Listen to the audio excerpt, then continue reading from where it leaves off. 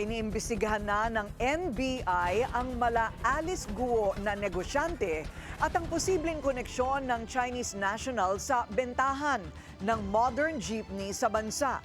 Sinilip na rin ang kanyang kaugnayan sa mga kaso ng umano'y Chinese espionage. Nagbabalik si Andrea Salve para sa detalye.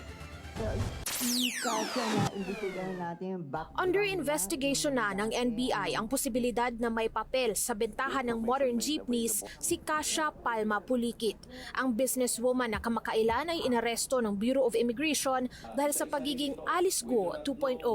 Yan ay matapos din mapatunayan sa fingerprint analysis ng NBI na iisa lang si Pulikit at ang Chinese national na si Wang Shujun. Ito po ang mga enlarged photograph ng kanyang mga fingerprints.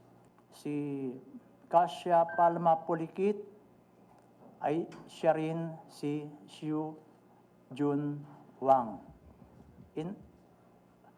na isa pong Chinese national. Una nang sinabi ng BI na investor sa electric vehicles industry ang suspect.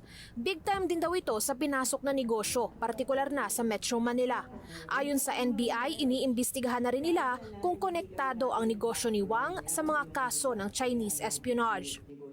Ang sinabi nung una na they are monitoring the thoroughfares, the highways, the roads, if you remember that. The investigation is into that direction. Konektado ba ito? May kinalaman ba ito? Hindi sumagot ang suspect sa panayam sa media. Kahapon, sinampahan na siya ng patong-patong na kaso ng NBI sa Taguig Prosecutor's Office.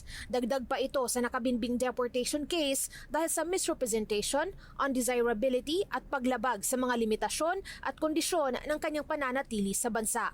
Para sa Agenda, Andrea Salve, Billionaire News Channel.